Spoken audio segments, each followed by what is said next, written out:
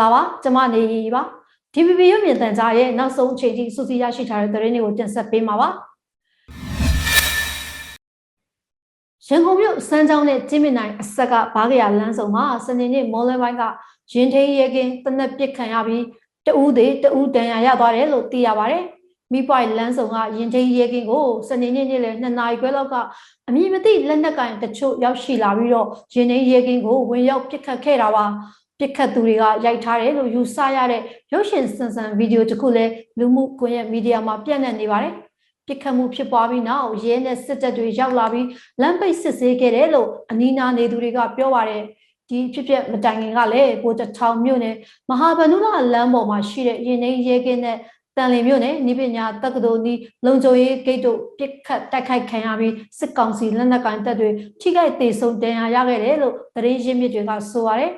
စစ်ကောင်စီရဲ့တောက်တိုင်တွေကိုပြစ်မှတ်ထားတဲ့ဒီတိုက်ခိုက်မှုတွေကိုဘယ်အဖွဲ့အစည်းတွေရဲ့လက်ချက်ဆိုတာလည်းမသိရသေးပါဘူးရှင်ဒီလောက်ကုံပိုင်းမှာကျင်းပဖို့ရှိတဲ့အာဆီယံစည်းဝေးကိုတက်ခွင့်မရတဲ့စစ်ကောင်စီကအာဆီယံဘုံသဘောတူညီချက်5ချက်အတိုင်းအတက်နိုင်ဆုံးပူးပေါင်းဆောင်ရွက်သွားမယ်လို့စနေနေ့ညပိုင်းမှာချက်ပြီးသတင်းထုတ်ပြန်လိုက်ပါတယ်အာဆီယံရဲ့ဆုံးဖြတ်ချက်ကိုပြင်းပြင်းထန်ထန်ဝေဖန်ကန့်ကွက်ပြီးနောက်တရက်မှာပဲအခုလိုသတင်းထုတ်ပြန်လိုက်တာပါတောက်ကြနေညပိုင်းကတော့စစ်ကောင်စီနိုင်ငံသားရေးဝန်ကြီးဌာနကအာဆီယံအလှည့်ကျဥက္ကဋ္ဌဖြစ်တဲ့ဘရူနိုင်းနိုင်ငံနဲ့အာဆီယံတစ်ဖွဲ့လုံးကိုသဘောတူညီချက်တွေလှုပ်ထုံးလုပ်နည်းတွေနဲ့စန့်ကျင်ပြီးဆောင်ရွက်နေတယ်လို့ဝေဖန်ခဲ့ပါသေးတယ်အာဆီယံပြည်ညင်စာတမ်းအပိုက်9အရဗိုလ်ချုပ်မှုကြီးမင်းအောင်လှိုင်နေနဲ့မြန်မာနိုင်ငံရဲ့နိုင်ငံအကြီးအကဲဖြစ်အာဆီယံထိပ်သီးအစည်းအဝေးကိုတက်ရောက်ရဖို့အခွင့်အရေးအပြည့်အဝရပိုင်ခွင့်ရှိတယ်လို့စောရကတက်ထားပါတယ်အခုနောက်ဆုံးထုတ်ပြန်ချက်ထဲမှာတော့အရင်ထက်၄တန်းကိုရှော့ချပြီးအာဆီယံသဘောတူညီချက်9ရက်အတိုင်းအတက်နိုင်ဆုံးပူးပေါင်းဆောင်ရွက်မယ့်အကြောင်းနဲ့နိုင်ငံအချင်းချင်းမိတ်ဝတ်မပြတ်ဆက်ဆံရေးကိုရှေ့ရှုသွားမယ်လို့ဆိုထားပါတယ်စစ်ကောင်စီဟာအာဆီယံအထူးကိုယ်စားလှယ်နဲ့မတရားဖန်ဆီးခံထားရတဲ့နိုင်ငံတော်တိုင်ပင်ခံဒေါအောင်ဆန်းစုကြည်တို့တွေ့ခွင့်ပေးအပါအဝင်အာဆီယံကတောင်းဆိုထားတဲ့အချက်တွေကိုလစ်လျူရှုပြီးပူးပေါင်းဆောင်ရွက်မှုမရှိတဲ့အတွက်ဆိုပြီးလာမယ့်အာဆီယံထိပ်သီးအစည်းအဝေးအတွက်အာဏာသိမ်းစစ်ကောင်ဆောင်ဗိုလ်ချုပ်မှုကြီးမင်းအောင်လှိုင်ကိုမဖိတ်ဖို့အာဆီယံအလှည့်ကျဥက္ကဋ္ဌကအရင်တစ်ပတ်ကကြေညာခဲ့တာပါအာဆီယံရဲ့သမိုင်းဝင်တဲ့ဒီဆုံးဖြတ်ချက်ဟာပြည်ရင်းပြည်ပမှာတရားဝင်မှုမရတဲ့စစ်ကောင်စီအတွက်နောက်ထပ်အထိနာစေတဲ့ထိုးနှက်ချက်ဖြစ်တယ်လို့အမျိုးသားညီညွတ်ရေးအစိုးရရဲ့ဩစတြေးလျနိုင်ငံဆိုင်ရာကိုယ်စားလှယ်က DVB ကိုပြောပါတယ်လာမယ့်အာဆီယံအစည်းအဝေးကနေထွက်ပေါ်လာမယ့်ရလဒ်တွေကိုလည်းစောင့်ကြည့်နေတယ်လို့ပြောပါတယ်ရှင်အထိနာတော့အများကြီးဖြစ်မှာဗျတကယ်တမ်းပြောရင်တော့ဒါကအစပိုင်းပဲရှိသေးတာကျွန်တော်တို့လည်းအခုဆိုရင်ဒီ26ကနေ28ရက်နေ့မှာလုပ်မဲ့အာဆီယံထိပ်သီးစည်းဝေးပြီးတဲ့နောက်မှာဘာတွေဆက်ဖြစ်လာမလဲဆိုတော့ကျွန်တော်တို့လည်းစောင့်ကြည့်နေရတာပေါ့နော်။ဘာလို့လဲဆိုတော့အခုနိုင်ငံတကာရဲ့ PR ကတိတိကျကျကိုများလာတယ်။ပထမဆုံးကုလသမဂ္ဂမှာသူတို့ရဲ့ကိုယ်စားလှယ်နေရာပေးဖို့ဒီပြင်သွင်းတာကိုကုလသမဂ္ဂကမစဉ်းစားဘူးလေ။မစဉ်းစားသေးဘူး။ဒုတိယကပြည်သစ်ပါလီမန်နဲ့ဥရောပပါလီမန်က CRPH နဲ့ UNC ကိုတိမှတ်ပြုလိုက်တယ်။နောက်ပြီးတော့အခုကုလသမဂ္ဂUS ပေါ့နော်အမေရိကန်ကလည်းမြန်မာနိုင်ငံဆိုင်ရာဥပဒေကိုသူတို့တင်သွင်းပြီးအဲဒီဥပဒေမှာအရင်အစတလာနဲ့တူတဲ့မြန်မာနိုင်ငံဆိုင်ရာပုံစံတရားကိုခန့်မယ်ဆိုတာပါတယ်အဲ့တော့အမေရိကန်အနေနဲ့ကခိတိရောက်ဒီမြန်မာအရေးမှာပါလာတော့မယ်ဆိုတဲ့ရင်းကြောင်မြင်နေရတော့နော်အခုဆိုလည်းအမေရိကန်ပုံစံကိုအကြီးကြီးကဒါဟိုမှာရှင်းအောင်ရှာမှာလည်းရောက်နေပြီးဆွေးနွေးနေပြီးသူတို့အနေနဲ့ခိတိရောက်ကြိုက်တယ်ဆိုတဲ့စကားတွေလည်းပြောပြီးသူတို့ဖြင့်စင်ကာပူမှာရှိတဲ့ဒီငွေကြေးကိစ္စတွေအစားသူတို့စဉ်းစားကြိုက်တွေ့လာတဲ့အဆင့်ကြီးရှိပြီဆိုတော့ဒီအာဆီယံကအခုဒါအစပြိုးပဲရှိတယ်ဒီဘက်ကအကြီးလာမှာဗျကျွန်တော်မြင်တာနှစ်ပိုင်းပေါ့နော်တစ်ပိုင်းကတော့သူ့ကိုထောက်ခံနေတဲ့အုပ်စုတွေတော့သူ့ရဲ့စစ်တပ်အတိုင်းဝိုင်းတွေမှာသူကတိခါဆယ်ရမယ့်သဘောရှိနေတယ်လေသူတို့ကစထွက်လာတဲ့ဟိုအခြေခံဥပဒေနဲ့အညီအာဏာကိုထိန်းထားတာပါဆိုတော့လုပ်ကြံဆက်ကြီးနဲ့လုပ်တာလေအဲ့ဒီအားနဲ့သူစစ်တပ်ကိုစီးရင်တာတော့တိုးတော်လည်းအပြင်းဆိုင်ရနေပြီမှာသူတိတ်ကာရကြလာပြီးသူ့ကိုဘယ်သူမှပြီးမှမပြုဘူးအခုအစင်းဝိတော်မှာမတိတ်ဘူးဆိုတာအင်မတန်အထင်လာတဲ့အခါကျတော့သူ့လူတွေသူစစ်တပ်ကိုဝေးပါတယ်တိတ်ခါဆယ်တဲ့ဘောဟာကိုယ်ကိုယ်တွေတော့အဲ့ဒါတစ်ပိုင်းတော့ဒါကသူအတွင်းစီးတယ်မှာပေါ့နောက်အပြင်းစီးပါလေသူ့ကိုပံ့ပိုးနေတဲ့ပြည်ပဆိုင်ရာကဒီအစိုးရအဖွဲ့တွေဖွဲ့စည်းပြီးရှိတယ်လေနော်သူတို့နဲ့လူပူပေါင်းလုပ်ကိုင်နေတဲ့စီဝါရေးဖွဲ့စည်းပြီးရှိတယ်ဒါတွေကလည်းဒီသတင်းအချက်အလက်တွေကိုမြင်လာတဲ့အခါမှာဒီလိုပြည်ဆိုင်ရာ PR မြင်လာတော့ဒီလူတွေနဲ့အတိုင်းအတာထုတ်ကြည့်လက်ကတော့ရတာလက်တော့မယ်ဆိုအဲ့ဒါကိုလည်းသူကတန်ပြန်ပေါ့နော်တောင်းတပြန်လို့ရှင်တယ် နှစ်ချက်ရှိတယ်လို့ကျွန်တော်မြင်ပါတယ်ဗျ အဂရိမှုလေးမှုအတွက်တရားလိုထွက်ဆိုချက်ရှေ့နောက်မညီဘူးလို့နိုင်ငံတော်တိုင်ပင်ခံပုဂ္ဂိုလ်ဒေါ်ဆန်းစုကြည်ကရှေ့နေဖွဲ့ကိုအသိပေးပြောဆိုခဲ့ပါတယ်ဒီသတင်းကိုတော့သုတချမ်းသာကပေးပို့ထားပါတယ်ရှင်နိုင်ငံတော်တိုင်ပင်ခံပုဂ္ဂိုလ်ဒေါ်အောင်ဆန်းစုကြည်ဒေါက်တာမျိုးအောင်နဲ့ဦးရဲမင်းဦးတို့သုံးဦးကိုစစ်ကောင်စီကမန္တလေးတိုင်းတရားလွှတ်တော်မှာဆွဲခဲ့တဲ့အဂရိအမှု၄ခုကိုနေပြည်တော်မှာအောက်တိုဘာ22ရက်နေ့ကဆက်လက်စစ်ဆေးခဲ့ပါတယ်အဂရိအမှု၄ခုစလုံးကိုဦးရဲထက်တယောက်ထဲကတရားလိုအဖြစ်ဆွဲထားတာဖြစ်ပြီးအောက်တိုဘာ22ရက်နေ့ရုံးချိန်မှာဦးရဲထက်ကိုနိုင်ငံခေါင်းဆောင်တွေရဲ့ရှေ့နေအဖွဲ့ကအပြန်အလှန်မေးခွန်းတွေမေးခဲ့ပါတယ်ဦးရဲထက်ဟာအဂရိလိုက်စာမှုတိုက်ဖျက်ရေးကော်မရှင်အဖွဲ့ဝင်တယောက်ဖြစ်ပြီးတရားခွင်မှာထွက်ဆိုချက်တွေဟာရှင်းနောက်မညီဘူးလို့ဒေါ်ဆန်းစုကြည်ကရှင်းနေအဖွဲ့ကိုအသိပေးပြောဆိုခဲ့ပါတယ်ဦးကျော်စိန်ကိုပေါ်ပြောလိုက်တာဗျ။ဒါပေမဲ့ကျွန်တော်တစ်ဆင့်ကြားဆိုတော့ကျွန်တော်ကြားတာတော့ဒီတရားလူရဲ့ထွက်ချက်ကတရားလူကရှေ့မှာကျွန်တော်တို့မေးရှေ့မှာတော့ဆမ်းမလာညုံမေးတယ်ကျွန်တော်မေးတယ်နောက်ပြီးတော့ဦးကျော်စိန်တွေနောက်ဆုံးမေးတယ်ဦးကျော်စိန်မေးတဲ့အခါမှာရှေ့ကထွက်ချက်တွေနဲ့နောက်ကထွက်ချက်တွေကတချို့ဟာတွေကနည်းနည်းလေးကွဲလဲတဲ့သဘောမျိုးတွေဖြစ်နေတယ်ဗျ။အဲ့ဒါကိုအန်ဒီကပြောတာလို့ကျွန်တော်သိတယ်ပေါ့နော်အောက်တိုဘာ22ရက်နေ့ရုံးချိန်မှာတရားလိုဘက်ကတပ်တွေတင်သွင်းတာကိုလက်ခံကြောင်းတရားရုံးကကြားပြအမိန့်ချခဲ့ပါတယ်။အမိန့်ချပြီးမှရှင်းနေဒေါ်ဆန်းမာလာညုံကဒေါ်ဆန်းစုကြည်အတွက်ရှင်းနေဦးတန်းလှိုင်ကဒေါက်တာမျိုးအောင်အတွက်ဦးကျော်စိန်လွင်ကဦးရဲမင်းဦးအတွက်တရားလိုကိုအပြန်အလှန်မေးခွန်းတွေမေးခဲ့ပါတယ်။တရားလိုဦးရဲထက်ကစာအုပ်ကိုအမြဲတမ်းကြည့်ပြီးအစဆုံးထွက်ဆိုတာဟာတပ်တေကံပုံမှန်159နဲ့ညီညွတ်မှုမရှိသလိုတပ်တေကံကျင့်ထုံးပုံမှန်154နဲ့လည်းညီညွတ်မှုမရှိဘူးလို့ရှင်းနေတွေကပြောပါတယ်။ရှင်းနေဦးတန်းလှိုင်နဲ့ရှင်းနေဦးကျော်စိန်လွင်တို့ဟာအောက်တိုဘာ22ရက်နေ့ကမှစပြီးနိုင်ငံခေါင်းဆောင်တွေအတွက်ပါဝါတင်ပြီးရှင်းနေလိုက်ပေးသူတွေဖြစ်ပါတယ်။ကျွန်တော်တို့ကအရင်တော့ဒေါ်ဆန်းစုကြည်တက်ပေါ့လိုက်ပါထောင်းတဲ့ရှင်းနေကကျွန်တော်ဆရာဦးခမောင်စောဦးကြည်ဝင်းပေါ့ဗျာ။နော်ဒေါ်ဆန်းမာလာညော့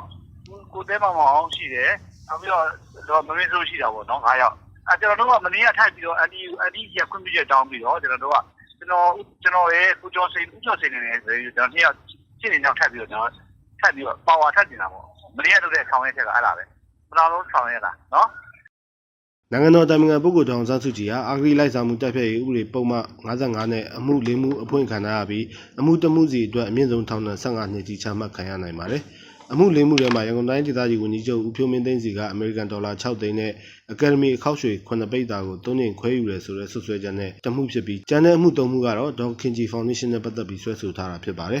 ်အဂရိမှု၄မှုအပါအဝင်နိုင်ငံတော်တိုင်ပင်ခံပုဂ္ဂိုလ်ဒေါ်ဆန်းစုကြည်ကိုစစ်ကောင်စီကဆွဲဆိုထားတဲ့အမှုစုစုပေါင်း17မှုအထိရှိနေပါတယ်။ကျွန်တော်တုဒ္ဒချမ်းသာပါမြန်မာနိုင်ငံမှာမတရားအာဏာသိမ်းကာလ6လနီးပါးအကြ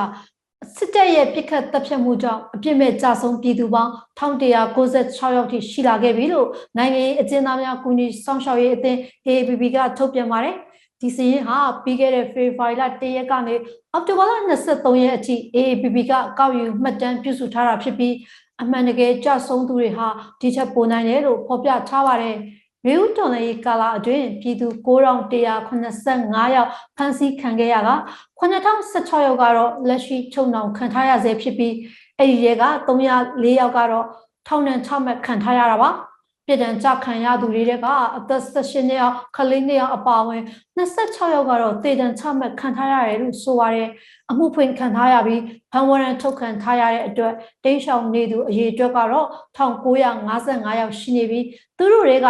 118ယောက်ဟာမျက်ကွယ်ပြည်ထန်ချမှတ်ခံထားရကသေဒဏ်ချမှတ်ခံထားရသူစုစုပေါင်းကတော့65ယောက်ရှိခဲ့ပြီဖြစ်ပါတယ်ရှင်မြန်မာနိုင်ငံမှာတရက်ချဲ COVID-19 အတည်ပြုလူနာသစ်1000ကျော်နဲ့ထပ်မံသေဆုံးသူအယောက်20ရှိခဲ့တယ်လို့စစ်ကောင်စီကျန်းမာရေးဝန်ကြီးဌာနကအောက်တိုဘာလ23ရက်နေ့ညပိုင်းမှာထုတ်ပြန်ပါတယ်လက်ရှိအချိန်ထိမြန်မာနိုင်ငံမှာ COVID-19 ကြောင့်သေဆုံးသူစုစုပေါင်း18511ယောက်နဲ့ရောဂါကူးစက်ခံရသူစုစုပေါင်း493,586ယောက်ရှိနေတာပါထုတ်ပြန်ချက်ထဲမှာတော့ပြီးခဲ့တဲ့24နာရီအတွင်းဓာတ်ခွဲနမူနာ19824ခုကိုစစ်ဆေးခဲ့ရမှာရောဂါကူးစက်မှုအသစ်1069ယောက်တွေ့ရှိခဲ့တာမို့ပိုးတွေ့နှုန်း9.38%ကျော်ရှိနေပါတယ်။ရောဂါပြန်လည်ပျောက်ကင်းသက်သာလာလို့ဆေးရုံကဆင်းခွင့်ရသူအရေအတွက်ကတော့1428ယောက်ရှိနေတယ်လို့ဆိုပါတယ်။ကာကွယ်ဆေးထိုးနှံပြီးစီးမှုအနေနဲ့အောက်တိုဘာလ20ရက်နေ့အထိကာကွယ်ဆေးတစ်ကြိမ်ထိုးနှံပြီးသူ9တန်းကျော်နှစ်ကြိမ်အပြည့်ထိုးနှံပြီးသူ9တန်းနီးပါးနဲ့စုစုပေါင်း12တန်းကျော်ရှိခဲ့ပြီလို့စစ်ကောင်စီရဲ့ကျန်းမာရေးဝန်ကြီးဌာနကထုတ်ပြန်ထားပါတယ် စကိုင်းတိုင်းကတာမြို့နယ်မှာစနေနေ့မနက်ပိုင်းကနောင်မင်းကျွေးရွာသားတွေ COVID-19 ကာကွယ်ဆေးထိုးဖို့မြို့ပေါ်ကို3ဘိန်းရင်နဲ့တက်လာစဉ်လမ်းမှာကြောက်ထဲပြုတ်ကျခဲ့လို့2ယောက်သေဆုံးပြီး9ယောက်ထက်မနည်းဒဏ်ရာရခဲ့တယ်လို့သိရပါတယ်။ကတာမြို့ပေါ်ကိုတက်လာတဲ့3ဘိန်းရင်ဟာရွှေပြည်သာကျွေးရွာနားမှာကြောက်ထဲပြုတ်ကျခဲ့တာလို့ရွှေပြည်သစ်ကျွေးရွာဒေသခံတွေစီကသိရပါတယ်။တယောက်ကပွဲချင်းပြီးသေးတယ်နောက်တစ်ယောက်ကစေယုံသွားရင်လမ်းမှာဆုံးတယ်10ယောက်လောက်ဒဏ်ရာရတာလို့လူမှုကူညီရေးလှုပ်ဆောင်ပေးသူဒေသခံကပြောပါတယ်ဒဏ်ရာရရှိသူတွေကိုကတာပြည်သူစေယုံမှာပို့ဆောင်ခဲ့ရတယ်လို့လည်းသိရပါတယ်ရှင်တရုတ်ထိုင်ဝမ်ရေလက်ကြားအရေးကိစ္စတွေမှာနိုင်ငံခြားဆွတ်ဖက်မှုမှန်သမျှကိုလည်းတရုတ်ကလုံးဝစန့်ကျင်ကန့်ကွက်တယ်လို့နိုင်ငံခြားရေးဝန်ကြီးဌာနပြောရေးဆိုခွင့်ရှိသူဝမ်ဘင်ကတောက်ကြနေမှာပြောကြားခဲ့ပါတယ်အမေရိကန်ဟာထိုင်ဝမ်ကိုကာကွယ်ဖို့ကတိကဝတ်ထားရှိတယ်လို့အမေရိကန်သမ္မတဂျိုးဘိုင်ဒန်ကမကြာသေးမီကပြောကြားခဲ့တဲ့ပေါ်အခုလိုတုံ့ပြန်လိုက်တာပါမှတ်ချက်ပေးရမှာပေကျင်းမြို့မှာရှိတဲ့ပုံမှန်သတင်းစာရှင်းလင်းပွဲမှာဝန်ကထိုင်ဝမ်ဟာတရုတ်ပိုင်နယ်ရဲ့အစိတ်ပိုင်းတစ်ခုဖြစ်ပြီးထိုင်ဝမ်ပြည်ထနာဟာနိုင်ငံခြားရေးဝင်ရောက်ဆွတ်ဖက်မှုကိုခွင့်မပြုတဲ့တရုတ်ပြည်တွင်းရေးတသက်တာဖြစ်တယ်လို့ပြောပါတယ်